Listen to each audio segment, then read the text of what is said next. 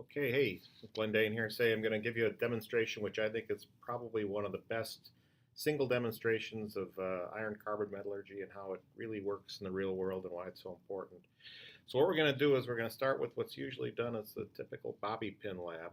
Use a standard bobby pin to start with, and you can use a propane torch. I don't have propane available, but I got MAP gas, and what I can do is turn this on, get the flame.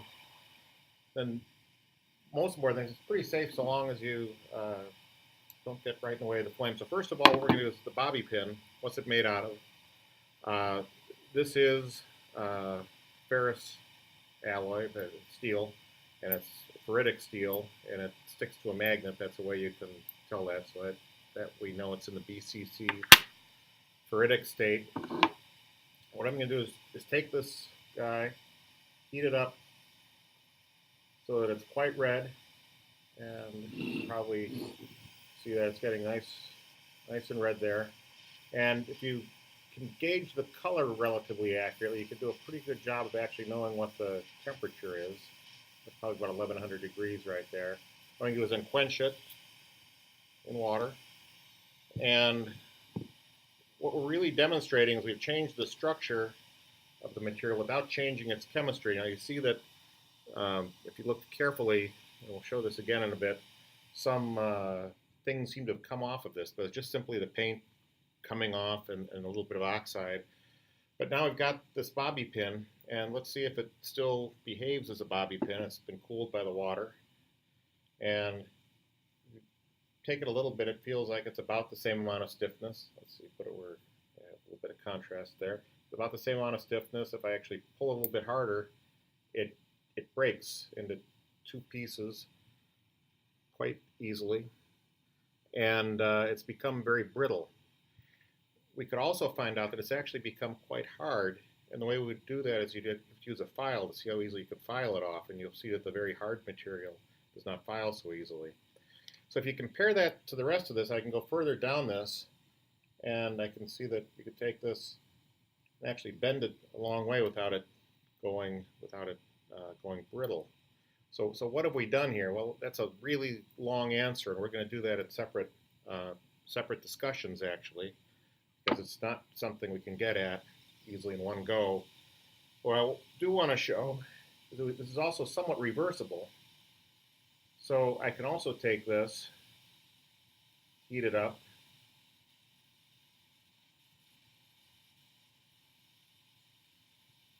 quench it,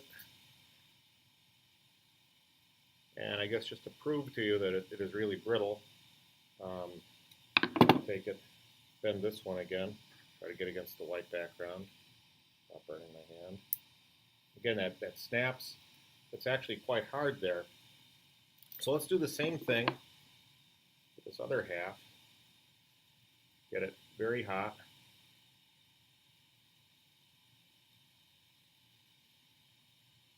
Just to show I'm not really destroying the material itself.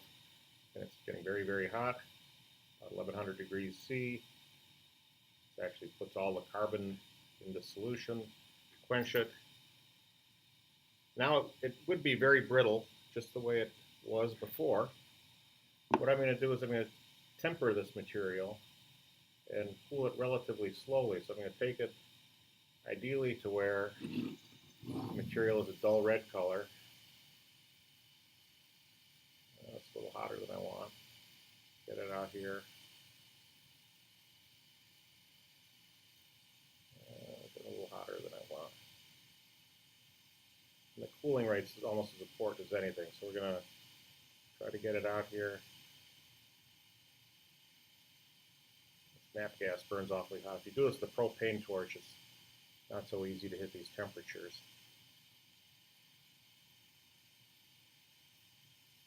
Okay, so now I've taken it, should have been brittle, and it's cooling relatively slowly. Maybe just a little more heat in there. It's cooling relatively slowly right now. I'm just going to let it cool in air for another couple of seconds. It cools actually pretty quickly, but I'm sure I'd burn myself if I were to touch that right now.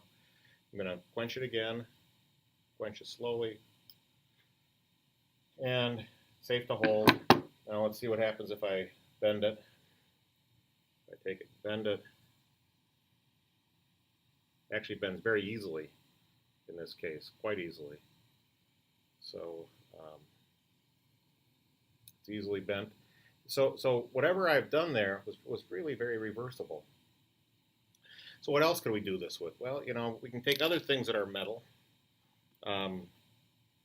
Paper clips are a good thing. Well, let's work with a paper clip. Again, paper clip sticks to the magnet. It's a body-centered cubic ferritic steel in that case. I can do the same thing, heat my paper clip up. Get to this to where it's nice and red. There's always a hit in the classroom. Yeah, it's burning nice and glowing nice there. Quench it. Again, a little bit of oxide falls off. We're not changing the chemistry of the material at all. Simply it's just the surface oxide that's coming off. Move that where I don't burn myself on it. Keep it out of the way. Well, let's see what happens in this case. It's nice and cool.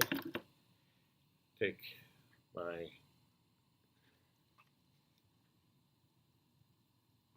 in this case, you can feel it's hard. It's not nearly so brittle. And it is steel. So a big point out of this that I want to make is basically that this is not general to all materials, not even all steels. It has to do with the carbon content and getting the structure that we really need. So we're going to talk about that in a little more depth. So let's try one more thing. Another one that's pretty easy to work with are these binder clips. And I take a binder clip. I can take it and need quite a bit of effort to really open these up. You can see I open them up this far, and they close all the way back. So I'm going to do two experiments with the binder clips here. First one, I'm going to take this thing and do exactly what I did with the paper clips. Take it, and don't mind that it looks like it's catching on fire. It's just the paint burning off. Doesn't actually create very much smell. And you can see it's glowing fairly nicely. The colors on the screen don't look quite like what they look like in real life.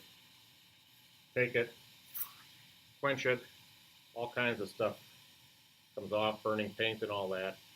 And I've also distorted it fairly badly, so it doesn't work quite so nicely as a binder clip anymore. It's completely cool. And again, I can take the guy like this, and what do you think will happen? Let's find out. Oh, that one, you could feel it. It didn't give, but again, broke brittly into two pieces like that. And that's what's going on there. So that broke. So let's try this again. Well, this time I'm going to be more gentle with this thing, not heat it quite so much. I'll take my propane torch.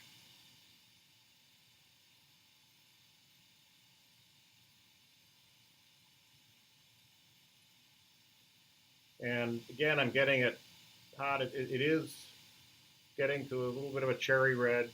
It's hard to control. If you have a furnace in your classroom, and again, for about $1,000, you get a pretty nice furnace. Will hit 1100 degrees, which will allow you to do all of this in a very controlled manner with steels.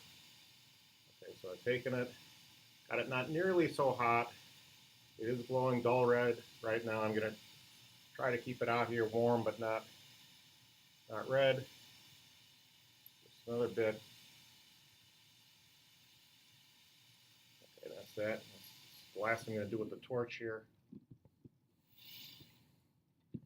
Last heat. Okay, there we go. Put the torch off to the side. And so I've got this. It's cooling. Give it another moment or two. This time I didn't distort it. I think I put a little stress on it last time with the pliers while I was holding it. So there it is. I'm just going to get all the temperature out of it so I don't burn myself. It's still hot, still sizzles the water a little bit. Get it a little bit dry. Okay. Now let's see what happens with this guy. Over here. Take it. Bend it. So you get that far, and it's lost its spring temper. It's become very weak, actually. So what I've done is I've weakened the steel tremendously so it doesn't spring back, right? So I can take a fresh one, and I can put a lot of,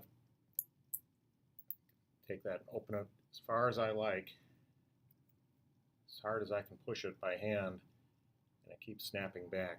So again, I've done something really pretty spectacular with the steel. So what I'm going to do in this thing here, and I can take it and squeeze it back also, so it almost closes, but this is no good as a binder clip anymore.